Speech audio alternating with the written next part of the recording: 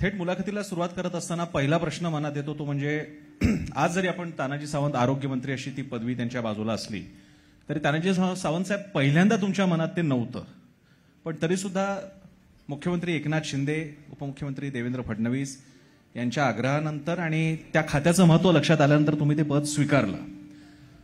हे पद स्वीकारल्यानंतर पहिल्यांदा मनात काय आराखडा आला? एक अतिशय वेगळं पद, एक पूर्ण वेगळं क्षेत्र, पण अतिशय महत्त्वाचं क्षेत्र, सर्वसामान्यांपर्यंत प्रभाव टाकणारं क्षेत्र, ते जेव्हा आपल्याला हे खातं मिळतं हे लक्षात आल्यानंतर पहिल्यांदा रूपरेषा, आराखडा, कामाचं स्वरूप काय मनात आलं? खरं तर 2022 जी सुरुवात 30 जून 2022ला झाली. आमचे महाराष्ट्राचे लाडके मुख्यमंत्री आणि उपमुख्यमंत्र्यांनी शपथ घेतली आणि त्याच्यानंतर मला वाटतं 11 ऑगस्टला खातेवाटप झालं आणि 11 ऑगस्टला मी धाराशिव जिल्ह्यामध्ये होतो आणि आमच्या मुख्यमंत्री साहेबांचा फोन आला की तानाजीराव तुम्हाला मी आरोग्य खातं देतो. आणि ते झाल्यानंतर मला थोडं रेस्टलेस झालो मी, कारण बेसिकली बघितलं तर मी इंजिनिअरिंग बॅकग्राऊंडचा, आपल्या शिवाजी विद्यापीठातनं 1986ला गोल्ड मेडलिस्ट इलेक्ट्रिकल इंजिनिअरिंगमधला मी होतो. माझं PG मी COEPला केलं, नंतर PGDM केलं, नंतर PhD शुगरमध्ये केली. हा माझा इंजिनिअरिंगचा ट्रॅक होता. मग मला तेच अपेक्षा होती की इंजिनिअरिंग बॅकग्राऊंडचं किंवा कॉपरेटिव्ह किंवा एज्युकेशन ज्याच्यामध्ये आपली मास्टरकी आहे अशा पद्धतीचं थोडं विचार होऊन ते खातं मिळेल अशी अपेक्षा होती. पण हे खातं दिल्यानंतर मी मुख्यमंत्री साहेबांना म्हटलं, साहेब माझं बॅकग्राऊंड इंजिनिअरिंगचं आहे आणि मला मेडिकल एज्युकेशनमधलं किंवा मेडिकल आरोग्य विभागाचं दिल्यानंतर मी काम करताना थोडं मला अडचण नाही. म्हणे तुम्ही ते दिलंय आता, तुम्ही या समक्ष भेटू.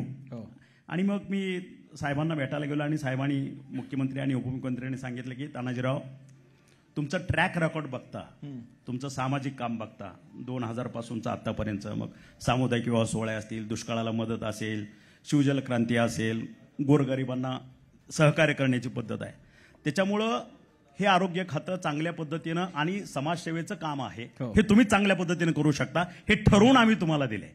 आणि त्याच्यामुळं मला वाटतं तुम्ही ते ऍक्सेप्ट करावं आणि ह्याला तुम्ही चांगल्या पद्धतीनं एक न्याय देऊ शकता. आणि म्हणलं ठीक आहे साहेब, ती जर भावनेनं मला दिला असेल तर definitely I will prove it myself. Sawant साहेब, याच्यातला एक किस्सा बहुधा अनेकांना माहीत नसेल. त्या किस्साकडे वळण्यापूर्वी एक नक्की होतं त्यांना, प्रश्न असा आहे की कॉलेजमधला, त्यांच्या शिक्षण संस्थांमधला विद्यार्थी असो नाही तर हॉस्पिटलमधला रुग्ण असो, दोघेही गरजू असतात आणि त्यांच्या गरजा समजून त्यांच्यासाठी काम करणारी व्यक्ती त्या पदावर असणं आवश्यक असतं.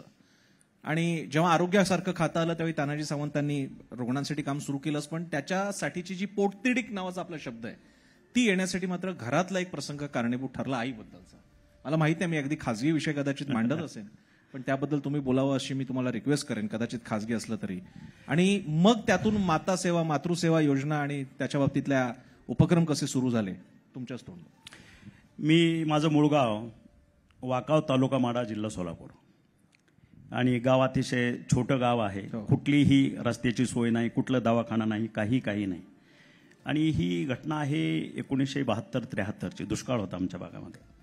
आम्ही 5 भावंड, मी सगळ्यात लहान, माझा थोरला बंधू आणि मी, आम्ही जिल्हा परिषदेच्या शाळेत शिकत होतो आणि 3 भाऊ दुसऱ्याच्या शेतात काम करणं, रोजंदारी. आणि आईवरती सगळा भार, म्हणजे आई ही कुटुंब प्रमुख त्यावेळेची, आणि वडील सांप्रदायिक पंथातले, विठ्ठल, बाकी काय नाही. आणि मग शेतातनं आल्यानंतर ते आमचं छपराचं घर, ती चूल, मुशरफ साहेबांना माहीत आहे गावातली घरं कशा असतात, त्याबद्दल जुनं मजूर कुटुंबाचं. आणि मग आई घरी आल्यानंतर तिनं ते जळणाचं ओझं खाली ठेवलं, ती पाटी खाली ठेवली आणि अंथरुणावरती तिथंच ते एक अंथरुण टाकलं आणि ती झोपली. थंडी वाजून आली, तिला ताप आला होता. आम्ही शाळेतनं 2 भावंड आलो, तिथून बघितलं तर ती झोपलेली होती. कारण आमच्याकडे जबाबदारी होती की आई आल्यानंतर आम्ही पाट्या टाकायच्या, मग चुली पुढचं शौच करायचं, तिची भांडी धुवून द्यायची, तिचं पिठाचं ते पुढं आणून ठेवायचं, ते काटवट भाकरी करण्यासाठी आणून ठेवायचं, जळम पुढं आणून ठेवायचं, मग आम्ही खेळायला जायचं, ती तिचा स्वयंपाक चालू. मग ती थंडी वाजून आल्यानंतर आम्ही बघितलं, मग मी म्हणलं काय झालं, अक्का म्हणतो आमच्या आईला, आजही ती आहे 95 वर्षाची. म्हणजे थंडी वाजून आली, होईल बरं. मग आम्ही, आमचं लहान दोघं असल्यामुळे आम्ही तिच्या अंगावर झोपलो, थंडी वाजून आली. बरं. मग मी उठलो आणि मग मला सांगितलं माझ्या थोरल्या बंधूंनी, तू जा आणि गोळी घेऊन ये दुकानात. मग ॲनॉसिन असायची त्यावेळेची, आपल्या दुकानात सुद्धा मिळायची, किराणा दुकानात ॲनॉसिन. ॲनोशिन आणली, तिला दिली आणि तासाभराने तिचा ताप उतरला. मग आम्ही तिला उठवलं, पाणी वगैरे दिलं, आम्ही चहा करून तिला दिला, सगळं तिचं जे काय लागतं स्वयंपाकासाठी ते सगळं आणून ठेवलं. म्हणजे आता मला बरं वाटतं, तुम्ही जा. मग आम्ही खेळायला गेलो. तो प्रसंग आहे हा. आणि जसं हे खातं आलं त्यावेळेस मी ग्रामीण भागातलं, कारण हा प्रवास माझा अतिशय खडतर आहे. आज लोकांना जो प्रवास दिसतो तो खरा प्रवास नाही, तो प्रवास पडद्यामागचा प्रवास तो प्रचंड खडतर आहे. आणि मग विचार केला, तुम्ही जे म्हटलं की आरोग्य खातं आल्यानंतर तुमचा रोडमॅप तुम्ही कसा तयार केला. रोडमॅप करण्यासाठी ते जगावं लागतं आणि ते मी जगलेलो आहे. आणि म्हणून मग सुरुवात केली की खातं आहे, आरोग्य खात्याचे आहेत, डिपार्टमेंट आहे, ॲडमिनिस्ट्रेशन आहे, हे चालतच राहतं. पण याच्यामध्ये आपण नाविन्यपूर्ण काय करू शकतो. नाविन्यपूर्ण करायचं असेल तर खात्याला वेगवेगळ्या पद्धतीचे उपक्रम देणं गरजेचं आहे. आणि म्हणून विचार केला की सुरुवात आपण त्या इन्सिडन्स पासून आपण करावं. आणि मग त्याच्यात विचार केला की ग्रामीण भागामध्ये जवळपास 90 ते 95 ठिकाणी घरची माता हीच कुटुंबप्रमुख आज बऱ्यापैकी ठिकाणी. आणि मग तिचं लक्षच नसतं स्वतःच्या आरोग्यावरती.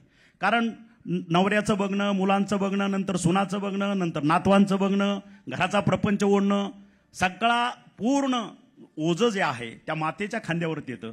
ती 100% स्वतःच्या आरोग्याकडे दुर्लक्ष करते. आणि त्या केसमध्ये मी ठरवलं पहिलं अभियान राबवायचं, माता सुरक्षित तर घर सुरक्षित. हे अभियान मी राबवलं.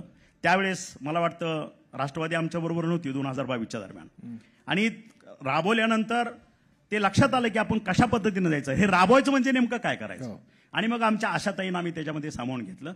गावागावातल्या महिलांना, तिथल्या आमच्या PSC असतील, जिल्हा रुग्णालय असेल, त्या ठिकाणी जायचं, त्यांना स्वतःच्या खर्चानं दवाखान्यात न्यायचं, त्यांच्या सगळ्या मोफत तपासण्या करायच्या आणि त्यांचं डायग्नोसिस जे आहे ते सीट तयार करायचं आणि त्याच्यावरती मोफत उपचार करायचे. आणि मला सांगायला अभिमान वाटतो की खर्चाची ज्यावेळेस तो प्रश्न आला की यांना ट्रान्सपोर्टेशन, न्यायचं दवाखान्यात, ते हे चालायचं कशातनं करायचं. आणि मग प्रस्ताव आला ना, कॅबिनेटला चर्चा झाली. मुख्यमंत्री साहेबांना 5 मिनिट मी ब्रीफ केलं पूर्ण कॅबिनेटला की अशा पद्धतीचं अभियान आपण संपूर्ण महाराष्ट्रभर राबवतोय. अडचणी ह्या ठिकाणी यायला लागले की ह्या लोकांना नेच अशा तरी त्यांच्याकडे पैशाचा प्रश्नच येत नाही, कुठून आणायचे पैसे. आणि साध्या एका पत्रावरती, सिंगल पेजवरती कॅबिनेटनं प्रत्येक जिल्ह्याला DPC मधनं 2 कोटीचा निधी माता सुरक्षित घर सुरक्षित ह्याला प्राधान्यानं देऊन टाकला. आणि मला वाटतं सांगायला अभिमान आहे की तो 3 ते 4 महिन्यामध्ये आम्ही महाराष्ट्रातल्या 18 वर्षावरील तमाम माझ्या माता भगिनी 4,39,05,000 एवढ्या माता भगिनीचं मोफत परीक्षण, तपासण्या आणि त्याच्यावरती संदर्भित उपचार पूर्ण केले. त्याचा मला अभिमान आहे. म्हणजे आधुनिक काळातला श्रावणबाळ दाखवायचा असेल तर आणखी वेगळं काय असतं. जर का राज्यातल्या कोट्यवधी स्त्रियांची जर का एवढी कोणी आरोग्याची सेवा होत असेल तर त्याला आणखी वेगळं काय म्हणावं. पण याच प्रमाणे पंढरीची वारी, आरोग्याची वारी पंढरीच्या दारीची तुम्ही उपक्रम राबवला होता. आणि खास करून तो अख्ख्या वारीच्याच कार्यक्रमाच्या दरम्यान नाही, त्याच्यानंतर सुद्धा तो लागू राहतो. वृद्ध आणि जास्त वयोगटातली ही सगळी मंडळी पायी वारी करत असतात. जगभरातल्या फार निवडक अशा कदाचित ज्याला पिलिग्रिमेज म्हणतात अशा धार्मिक विधी असतात, त्याच्यापैकी आपली महाराष्ट्रातली पंढरीची वारी, त्यासाठीचा सुद्धा एक उपक्रम तुम्ही राबवला. तर त्या उपक्रमाबद्दल आणि विशेष म्हणजे त्यांचं जागतिक रेकॉर्डमध्ये त्यांचं नाव नोंदवलं गेलेलं आहे, विशेष इथे सांगायला पाहिजे त्याहीबद्दल. आता हे पहिलं अभियान राबवलं, माता सुरक्षित घर सुरक्षित. त्याच्यानंतर मी परत 2 अभियान राबवले की जागरूक पालक सुदृढ पालक. लहान मुलांच्या बाबतीत शहरातलं ठीक आहे, पण ग्रामीण भागामध्ये शाळेत जाणाऱ्या मुलांना 18 वर्षाखालील ते थोडं कॉम्प्लिकेटेड होतं. 0 to 6 वर्ष, 6 ते 11 वर्ष, 11 ते 18 मुलं मुली, ह्याचंही जवळपास 2,92,00,000 ह्या मुला मुलींचं मोफत परीक्षण, त्यांच्या चाचण्या आणि त्याच्यावरती उपचार केले. त्याच्यानंतर मी 3रं अभियान राबवलं, आरोग्य तरुणाईचे वैभव महाराष्ट्राचे. बरं, हे एक की 18 वर्षावरील आजोबापर्यंतचे सर्व पुरुष मंडळी. आणि मग जे आता मी पुण्यात राहतो म्हटल्यानंतर पुणे माहीत आहे की पुण्यामध्ये साधं एक पाखरू जरी ओरडलं संपूर्ण भारतात आवाज जातो. आणि मग त्यांनी मला बोलून घेतलं की तानाजीराव अतिशय चांगलं स्लोगन बी केलं आणि उपक्रम बी चांगला आहे आणि एक सजेशन आहे म्हणले आमचं. मला सांगा साहेब काय आहे ते.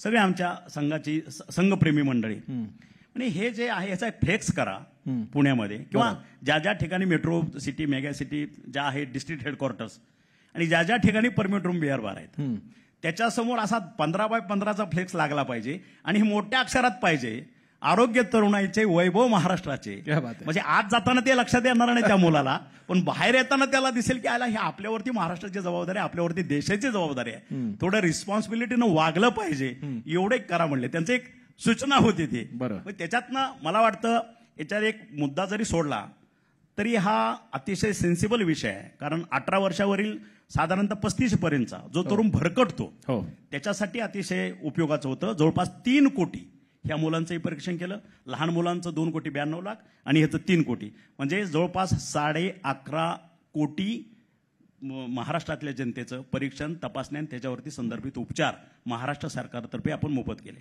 आता नवीन जो मुद्दा उपस्थित केला, आरोग्याची वारी पंढरीच्या दारी, एक 2022ला तरी साधारणतः होऊनच गेली होती. कारण आमचं 11 ऑगस्टला हे खातं आलं, त्याच्यामुळं काय करू शकलो नाही.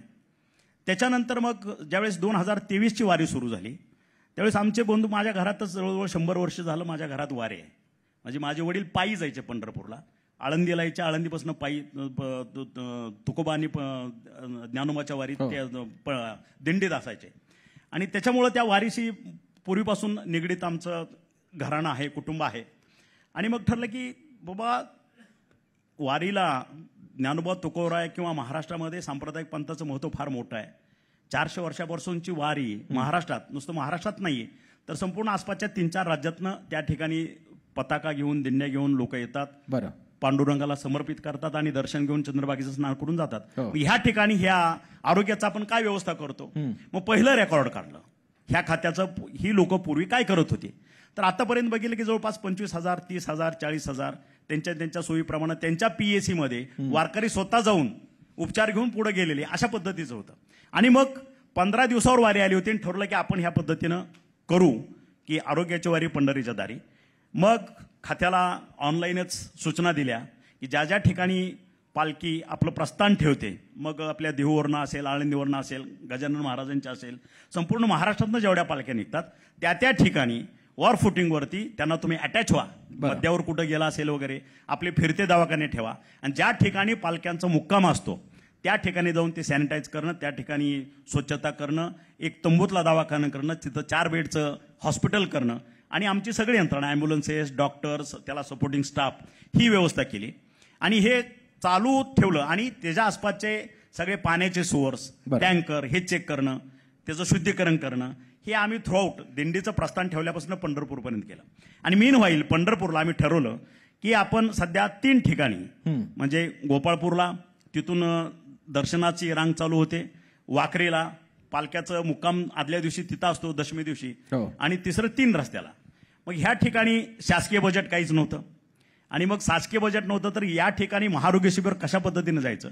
मग माझे बंधू आमच्या भैरवनाथ शुगर वर्कचे चेअरमन आहेत, त्यांनी सांगितलं की ठीक आहे आपण CSR फंडातनं ही 3 आरोग्य शिबिरं पुढचे 3 दिवस आपण राबवू. मग त्या ठिकाणी त्यांच्या नाश्त्याची सोय, जेवणाची सोय, हे सगळं जवळपास 2-2.5 हजार डॉक्टर संपूर्ण देशातून आम्ही त्या ठिकाणी आणले.